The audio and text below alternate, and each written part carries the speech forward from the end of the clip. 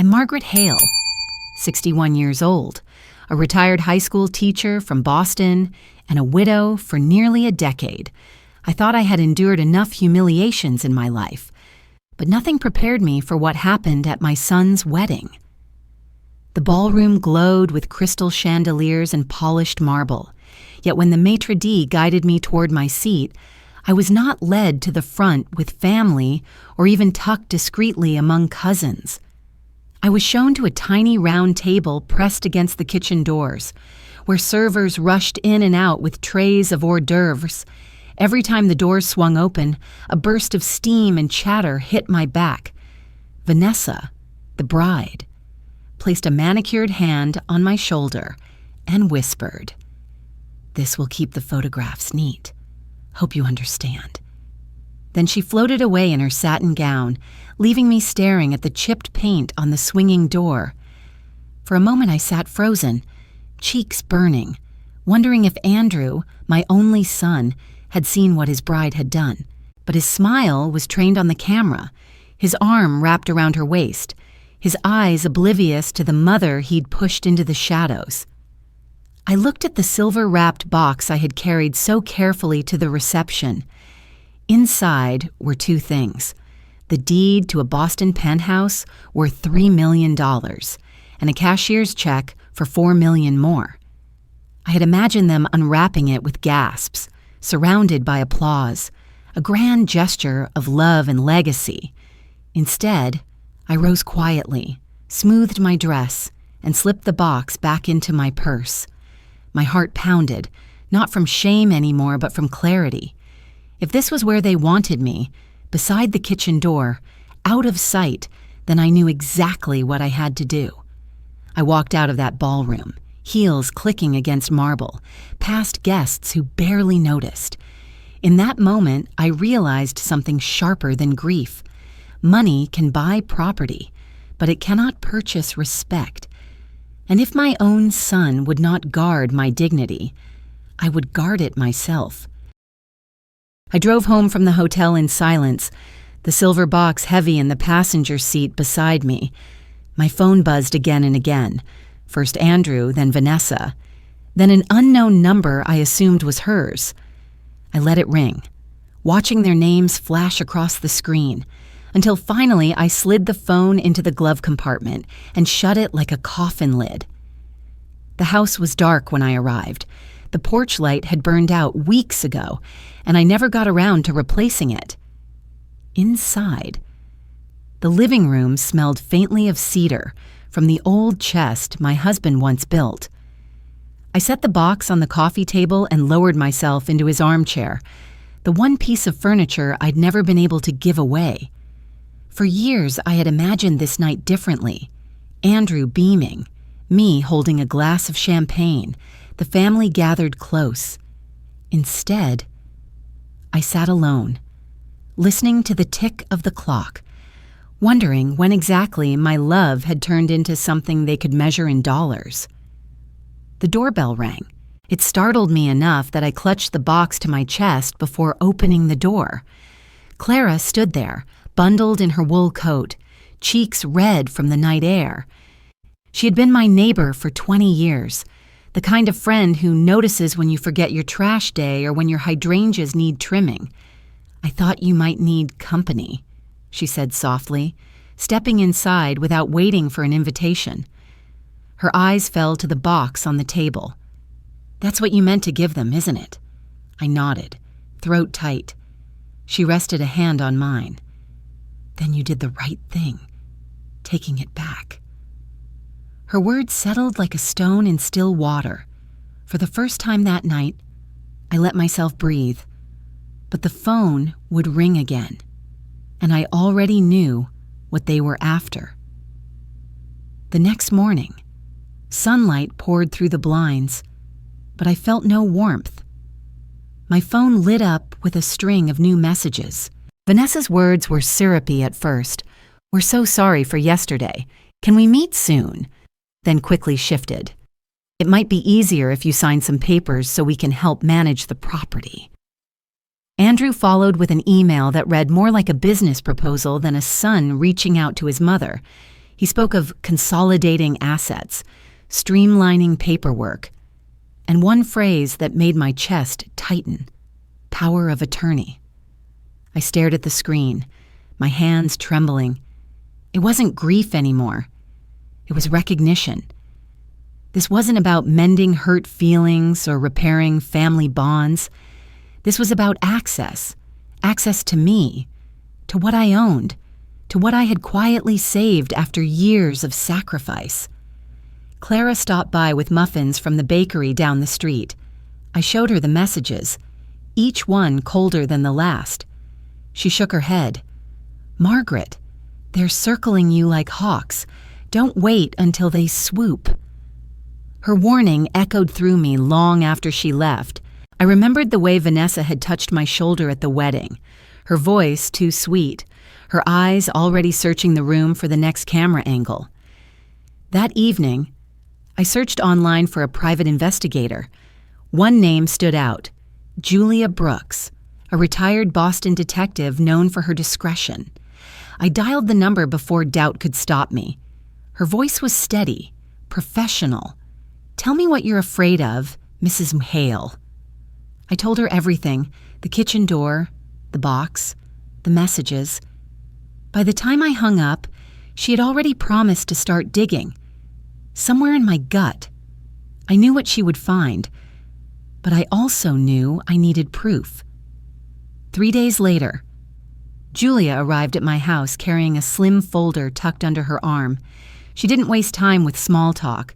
She opened the folder on my kitchen table and slid a series of printouts toward me.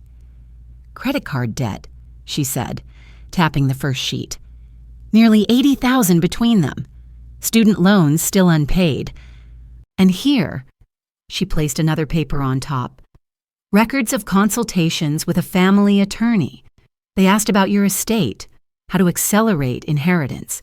They even inquired about power of attorney." The words pressed on me like a physical weight. Julia's tone was calm, but each revelation cut deeper. She flipped to a final page, blurry photographs of me leaving the grocery store, me unlocking my front door. "They hired someone to tail you last week. I traced the payment back to Vanessa's account." My stomach turned. For a moment, I couldn't breathe. It wasn't paranoia. Then, it was strategy. I drifted toward the window, staring at the small garden Harold once tended, remembering the years we pinched pennies just to pay Andrew's tuition. I had packed lunches into brown paper bags, graded essays until midnight, put off buying new shoes so he could have cleats for soccer. Every sacrifice now twisted into mockery when set against Vanessa's designer handbags and Andrew's taste for new cars he couldn't afford. Julia closed the folder and leaned forward. "Mrs. Hale, people in debt get desperate. You need to be careful." I met her eyes, my voice steadier than I felt. Careful is no longer enough. I need to be ready. As she left, the house felt different, smaller somehow, as if danger had stepped inside with me. That night, my phone lit up again. A new message, a new demand, and I knew the storm was just beginning. It was close to midnight when the message arrived. My phone buzzed against the nightstand, jolting me awake. Vanessa's words glared from the screen. "Andrew's in the ER. They need your signature right away. Please come." My heart lurched. Despite everything Julia had told me, the thought of my son lying helpless in a hospital bed stripped away reason. I pulled on a coat over my nightgown, snatched my keys, and drove through the empty streets of Boston. The hospital's sliding doors hissed open, the smell of antiseptic sharp in the air. I hurried to the reception desk. "My son, Andrew Hale. He was brought in tonight. Where is he?" The clerk typed quickly, then frowned. "I'm sorry, ma'am. We have no patient by that name." I shook my head. "Check again. He's 28, dark hair, 6 feet tall. He must be here." She turned the screen toward me, rows of names glowing under the fluorescent lights. Andrew's wasn't among them.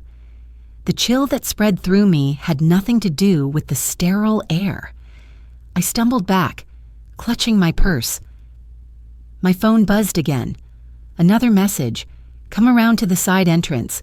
Bring your ID. I stared at the words until they blurred.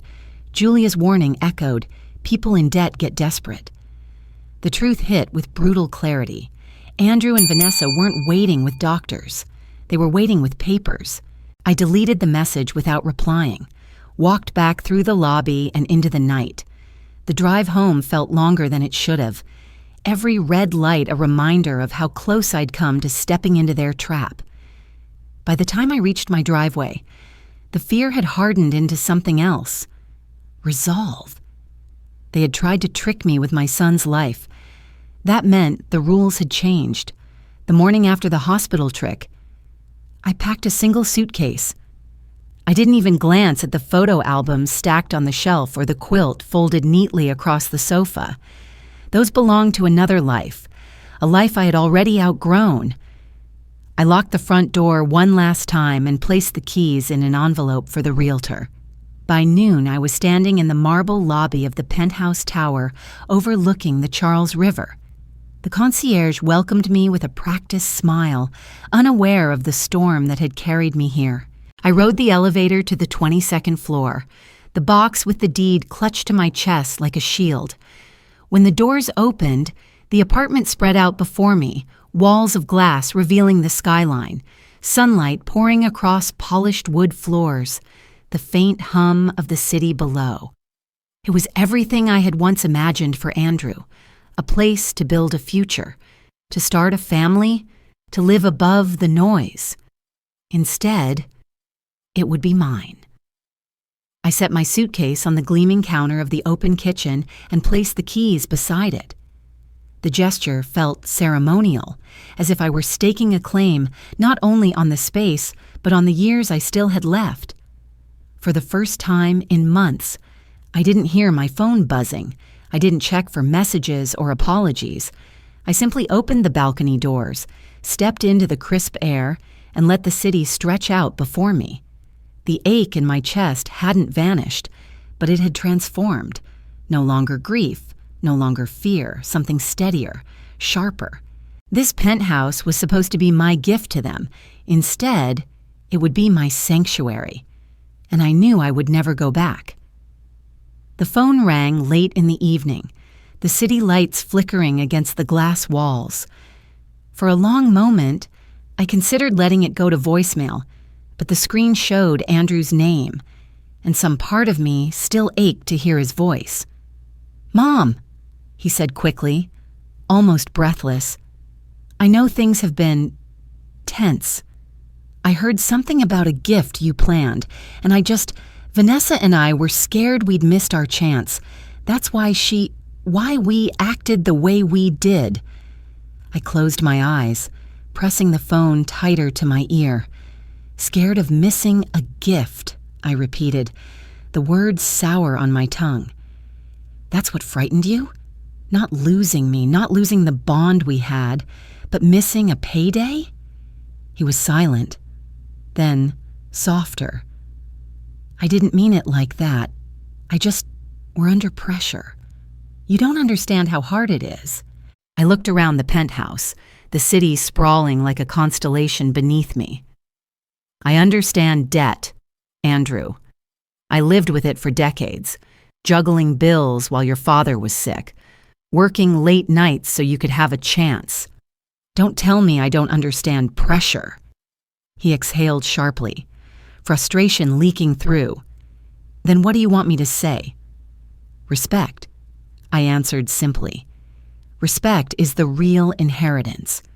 Without it, no amount of property or money means anything." The line went quiet except for the faint hum of traffic on his end. My throat tightened, but my voice held steady. "I love you, Andrew. That hasn't changed. But this door, this life, it only opens for honesty. If you come with spreadsheets and schemes, it will stay shut." I ended the call before he could reply. My hand trembled, but my heart had never felt clearer. 2 days passed before they appeared. The concierge called up to my unit, his voice polite but uneasy. "Mrs. Hale, your son and his wife are here in the lobby. They brought flowers. Should I send them up?" I walked to the small screen mounted near the door. The security camera showed them standing by the marble desk. Andrew clutched a bouquet of lilies. Vanessa held a gift bag with tissue paper spilling over the edges. They looked polished, rehearsed, like actors waiting for the curtain to rise. For a long moment, I let myself stare. My son's shoulders were slumped in a way I hadn't seen since he was a boy, caught in some mischief he couldn't explain. Vanessa's eyes darted constantly toward the camera above her head, as if she knew I was watching. The intercom crackled. "Mom, please, just 5 minutes. We want to apologize. We want to make things right." My hand hovered over the button that would unlock the elevator. A part of me longed to believe him, to imagine that behind those words was real remorse, not strategy. But then I remembered the hospital text, the empty bed that never existed, the lies stacked higher than the flowers in his hand. I pressed the button to speak. My voice came out calm, steady. "This door opens for respect. Andrew, not for greed, not for optics." Vanessa whispered something sharp I couldn't hear, and Andrew's face tightened. They stood there another minute before turning toward the exit, the bouquet drooping in his fist. I watched them leave without moving from the screen. My chest ached, but my hands felt steady. I hadn't lost my son that day. I had simply refused to lose myself.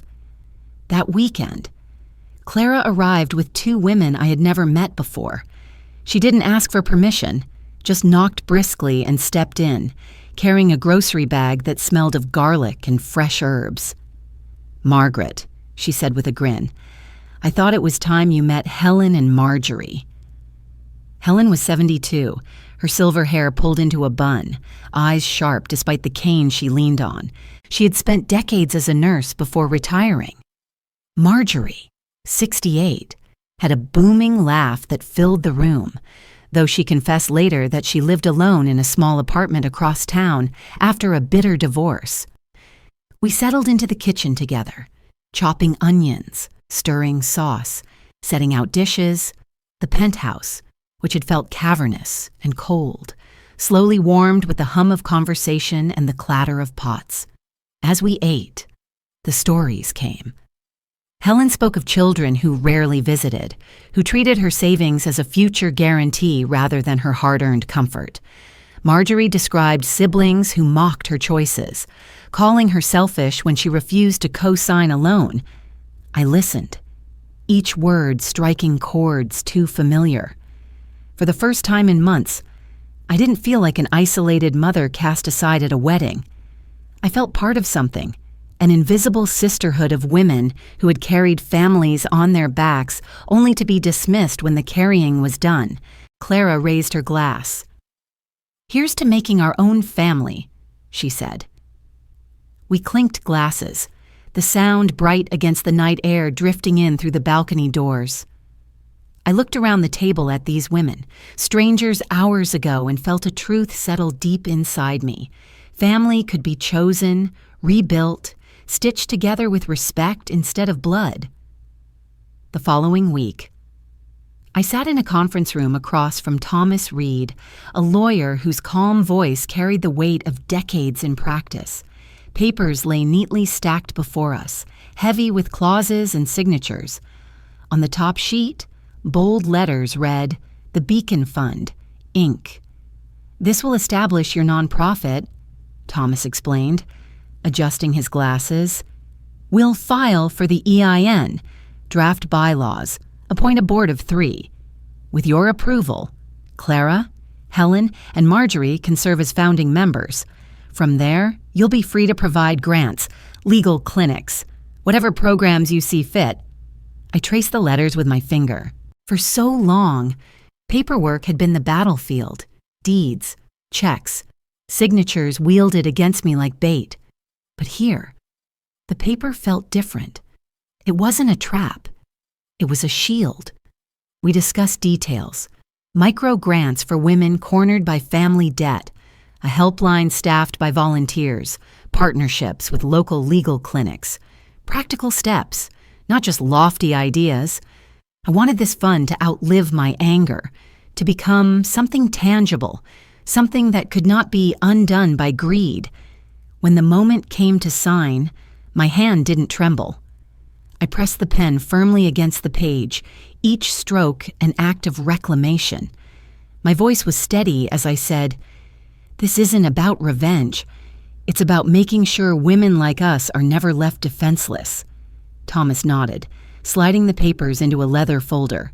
"Then today, Mrs. Hale, you've built something that matters."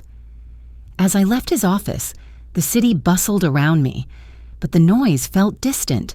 What echoed in my chest was a new certainty.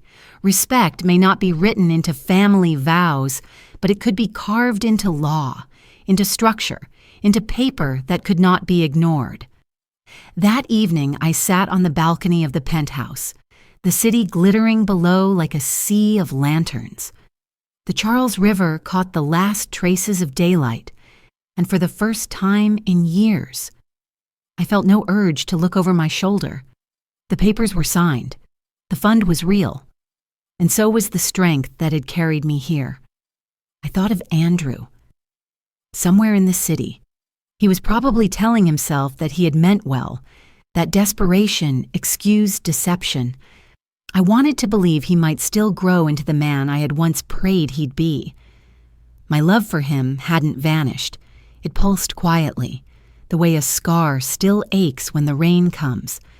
But love is not a blank check, and motherhood is not consent to be used.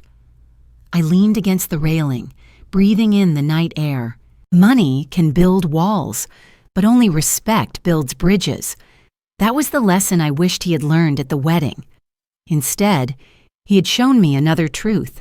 Sometimes the only way to keep love alive is to place a boundary around it. Inside.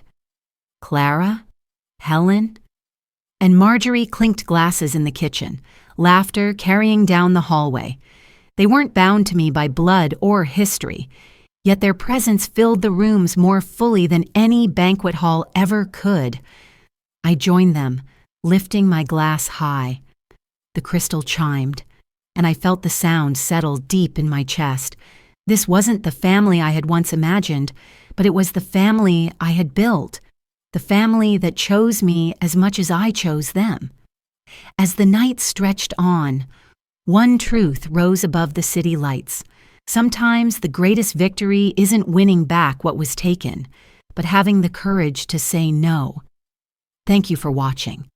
If you enjoy these family drama and revenge stories, please subscribe and join me for more every day.